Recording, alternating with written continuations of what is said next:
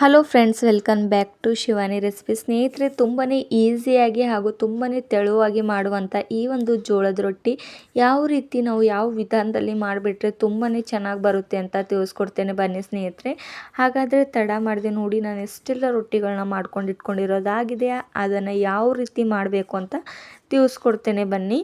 ಹಾಗೂ ಈ ಒಂದು ರೊಟ್ಟಿನ ನೀವು ತುಂಬಾ ಟ್ರೈ ಮಾಡಿಬಿಟ್ಟು ನೋಡ್ಬೋದು. ಬದನೆಕಾಯಿ ಪಲ್ಯದ ಜೊತೆ ಎಲ್ಲದ ಜೊತೆ ಕೂಡ ಸರ್ವ್ ಮಾಡಿ ತಿನ್ಬೋದು ಸ್ನೇಹಿತರೆ. ನೋಡ್ಕೊಂಡು ಬರೋಣ ಬನ್ನಿ. ನಾನು ಮೊದಲಿಗೆ ಇಲ್ಲಿ ಜೋಳದ ಹಿಟ್ಟನ್ನು ತೊಗೊಂಡಿರೋದು ಒಂದು ಪಾತ್ರೆಯಲ್ಲಿ, ಹಾಗೂ ಇದ್ರ ಒಳಗಡೆ ನಾನು ಜಿಗಿಗೋಸ್ಕರ ಸ್ವಲ್ಪ ನೀರನ್ನು ಬೆಚ್ಚಗೆ ಮಾಡಿಕೊಂಡು ಈ ರೀತಿಯಾಗಿ ಮಿಕ್ಸ್ ಮಾಡ್ಕೋತಾ ಇರೋದು ನೋಡಿ. ನೀವು ತಣ್ಣೀರು ಹಾಕಿದ್ರೆ ಚೆನ್ನಾಗಿ ರೊಟ್ಟಿ ಬರೋದಿಲ್ಲ ಸ್ನೇಹಿತರೆ.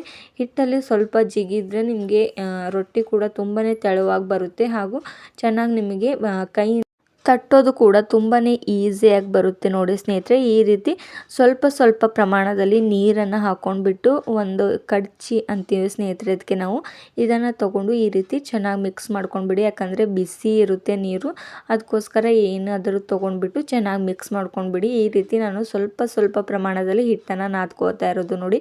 ಯಾವ ರೀತಿ ನಾದ್ಕೊಳ್ಬೇಕು ಅಂತ ಕೂಡ ತಿಳಿಸ್ಕೊಡ್ತೇನೆ ಬನ್ನಿ.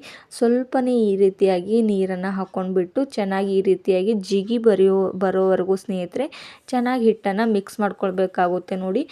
ಇವಾಗ ನಾನು ಹಿಟ್ಟು ಕೂಡ ನಾದ್ಕೊಂಡಿರೋದಾಗಿದೆ. ಈ ರೀತಿಯಾಗಿ ನಾವು ಎಷ್ಟು ನಾವು ನಾದ್ಕೋತೀವೋ ಅಷ್ಟು ಚೆನ್ನಾಗಿ ನಮಗೆ ರೊಟ್ಟಿ ಬರುತ್ತೆ ಸ್ನೇಹಿತರೆ. ಈ ರೀತಿ ಚೆನ್ನಾಗಿ ಸ್ವಲ್ಪ ನಾದ್ಕೊಂಡಿರೋದು ಆಗಿದೆ. ನಾನು ಸ್ವಲ್ಪ ಪ್ರಮಾಣದಲ್ಲಿ ಇವಾಗ ನಾನು ರೊಟ್ಟಿಗೆ ಬೇಕಾಗಿರುವಂಥ ಸ್ವಲ್ಪನೇ ಹಿಟ್ಟನ್ನು ತೊಗೊಂಡ್ಬಿಟ್ಟು ಇವಾಗ ರೊಟ್ಟಿನ ತಟ್ತಾ ಇರೋದು ನೋಡಿ. ಈ ರೀತಿ ಕೆಳಗಡೆ ಸ್ವಲ್ಪ ಹಿಟ್ಟನ್ನು ಹಾಕ್ಕೊಂಡ್ಬಿಟ್ಟು ಚೆನ್ನಾಗಿ ಈ ರೀತಿ ತಟ್ಟಬೇಕಾಗುತ್ತೆ ನೋಡಿ. ನೀವು ಹಿಟ್ಟಿನಲ್ಲಿ ಈ ಸ್ವಲ್ಪ ಪ್ರಮಾಣದಲ್ಲಿ ಈ ರೀತಿ ನೀರನ್ನು ಬೆಚ್ಚಗೆ ಮಾಡಿಬಿಟ್ಟು ಹಾಕ್ಕೊಂಡ್ರೆ ನಿಮಗೆ ತುಂಬಾ ಚೆನ್ನಾಗಿ ರೊಟ್ಟಿ ಈ ರೀತಿ ತಟ್ಟೋದಕ್ಕೆ ಬರುತ್ತೆ ಸ್ನೇಹಿತರೆ. ನೀವು ತೆಳುವಾಗಿ ರೊಟ್ಟಿ ಇಷ್ಟಪಡ್ತಾ ಇರ್ತೀರ ಅಂದರೆ ಈ ರೀತಿಯಾಗಿ ನೀವು ಟಿಪ್ಸ್ನ ಫಾಲೋ ಮಾಡ್ತಾ ಬನ್ನಿ, ಹಾಗೂ ನಿಮ್ಮ ರೊಟ್ಟಿ ಕೂಡ ತುಂಬಾ ಟೇಸ್ಟಿಯಾಗಿ ಬರುತ್ತೆ, ಹಾಗೂ ತುಂಬಾ ತೆಳುವಾಗಿ ಮಾಡ್ಕೊಳ್ಬೋದು. ಯಾವ ರೀತಿ ಒಂದು ಪೂರಿ ಉಬ್ಬಿದಂಗೆ ಉಬ್ಬುತ್ತೆ ಅಂತ ನಿಮಗೆ ತೋರಿಸ್ತೇನೆ ಸ್ನೇಹಿತರೆ ನೋಡಿ.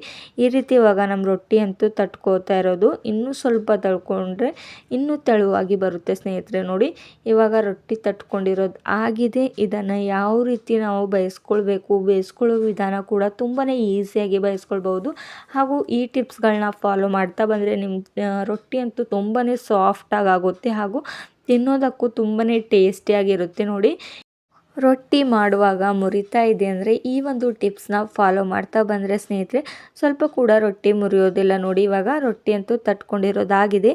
ಇದನ್ನು ಇವಾಗ ಬೇಯಿಸ್ಕೊಳ್ಳೋಣ ಬನ್ನಿ ಸ್ನೇಹಿತರೆ ನೋಡಿ. ಯಾವ ರೀತಿ ಬೇಯಿಸ್ಬೇಕು ಅಂತ ನಾನಿವಾಗ ಹಂಚಿದ ಮೇಲೆ ರೊಟ್ಟಿ ಹಾಕ್ಕೊಂಡ್ಬಿಟ್ಟು ಈ ರೀತಿ ಒಂದು ಸೈಡಿಗೆ ನೀರನ್ನು ಹಚ್ತಾ ಇರೋದು ನೋಡಿ. ಅಷ್ಟು ರೊಟ್ಟಿ ಮೇಲೆ ಈ ರೀತಿ ಚೆನ್ನಾಗಿ ನೀರನ್ನು ಹಚ್ಚಿಬಿಟ್ಟು ಚೆನ್ನಾಗಿ ಬೇಯಬೇಕು ಸೈಡಿಗೆ, ಅಲ್ಲಿವರೆಗೂ ಇದನ್ನು ಹಾಗೆ ಬಿಟ್ಟಿಡಬೇಕು ನೋಡಿ. ಯಾವ ರೀತಿ ಅಂತಂದರೆ ಕೆಳಗಡೆ ಸ್ವಲ್ಪ ಕೂಡ ಹಸಿ ಇರಬಾರ್ದು ಸ್ನೇಹಿತರೆ, ಅಲ್ಲಿವರೆಗೂ ನಾವು ಚೆನ್ನಾಗಿ ಇದನ್ನು ಬೇಯಿಸ್ಕೊಳ್ಬೇಕಾಗುತ್ತೆ. ಚೆನ್ನಾಗಿ ಕೆಳಗಡೆ ಭಾಗ ನಾವು ಬೆಂದ ತಕ್ಷಣವೇ ನಾವು ಈ ಒಂದು ರೊಟ್ಟಿನ ನಾವು ಕೆಳಗಡೆಯಿಂದ ಮೇಲ್ಗಡೆ ಈ ರೀತಿ ಕನ್ವರ್ಟ್ ಮಾಡ್ಕೊಳ್ಬೇಕಾಗುತ್ತೆ. ಈ ರೀತಿ ಒಂದು ಏನಂತೀರ ಕಡಚಿ ಸಹಾಯದಿಂದ ನೀವು ಈ ರೀತಿ ಹಾಕ್ಕೊಳ್ಬೋದು ನೋಡಿ. ಸ್ವಲ್ಪ ಕೂಡ ರೊಟ್ಟಿ ಯಾವ ರೀತಿ ಹೊತ್ತಲೂ ಇಲ್ಲ, ಯಾವ ರೀತಿ ಉಬ್ಬುತ್ತಾ ಇದೆ ಅಂತ ನೋಡಿ. ಇನ್ನೂ ಚೆನ್ನಾಗಿ ಬೆಂದ ನಂತರ ತುಂಬಾ ಯಾವ ರೀತಿ ಒಂದು ಪೂರಿ ಯಾವ ರೀತಿ ಉಬ್ಬುತ್ತೆ ಸ್ನೇಹಿತರೆ, ಆ ರೀತಿ ನಮ್ಮ ರೊಟ್ಟಿ ತುಂಬಾ ಸಾಫ್ಟಾಗಿರುತ್ತೆ, ಹಾಗೂ ಊಟ ಮಾಡೋದಕ್ಕೂ ತುಂಬಾ ಟೇಸ್ಟಿಯಾಗಿರುತ್ತೆ, ಹಾಗೂ ತುಂಬಾ ಈಸಿಯಾಗಿ ಮಾಡ್ಕೊಳ್ಬೋದು ನೋಡಿ. ಈ ರೀತಿ ಟಿಪ್ಸ್ಗಳನ್ನ ಫಾಲೋ ಮಾಡ್ತಾ ಬಂದರೆ ಸ್ನೇಹಿತರೆ ಈ ರೀತಿ ತೆಳಗಿನ ಭಾಗ ಕೂಡ ಚೆನ್ನಾಗಿ ಬೆಂದ ತಕ್ಷಣವೇ ನಾವು ಸೈಡ್ಗೆ ನಾವು ಕನ್ವರ್ಟ್ ಮಾಡ್ಕೊಳ್ಬೋದು ನೋಡಿ. ಈ ರೀತಿ ನಾನು ಇವಾಗ ಕನ್ವರ್ಟ್ ಮಾಡ್ತಾ ಇರೋದು ಸ್ವಲ್ಪ ಸ್ವಲ್ಪ ಪ್ರಮಾಣದಲ್ಲಿ ಒಂದು ಬಟ್ಟೆ ಸಹಾಯದಿಂದ ಈ ರೀತಿ ಒತ್ತುತ್ತಾ ಬನ್ನಿ. ಯಾಕಂದರೆ ಚೆನ್ನಾಗಿ ಬೆಂದಿರಬೇಕು, ಸ್ವಲ್ಪ ಕೂಡ ಹಸಿ ಇರಬಾರ್ದು. ಅಂದರೆ ಈ ರೀತಿ ಬಟ್ಟೆಯಿಂದ ನೀವು ಒತ್ತಾ ಬಂದರೆ ನಿಮ್ಮ ರೊಟ್ಟಿ ಕೂಡ ತುಂಬಾ ಚೆನ್ನಾಗಿ ಸಾಫ್ಟ್ ಆಗುತ್ತೆ ನೋಡಿ. ಇವಾಗ ಯಾವ ರೀತಿ ಉಬ್ತಾ ಇದೆ ಅಂತ ನೋಡಿ. ನಮ್ಮ ರೊಟ್ಟಿ ಯಾವ ರೀತಿ ತುಂಬಾ ಚೆನ್ನಾಗಿ ಆಗ್ತಾ ಇದೆ ಅಂತ ಸ್ನೇಹಿತರೆ. ಹಾಗಾದರೆ ಈ ಒಂದು ರೆಸಿಪಿ ನಿಮಗೂ ಕೂಡ ಇಷ್ಟವಾಗಿದೆ ಅಂತ ತಿಳ್ಕೊತೇನೆ ಸ್ನೇಹಿತರೆ.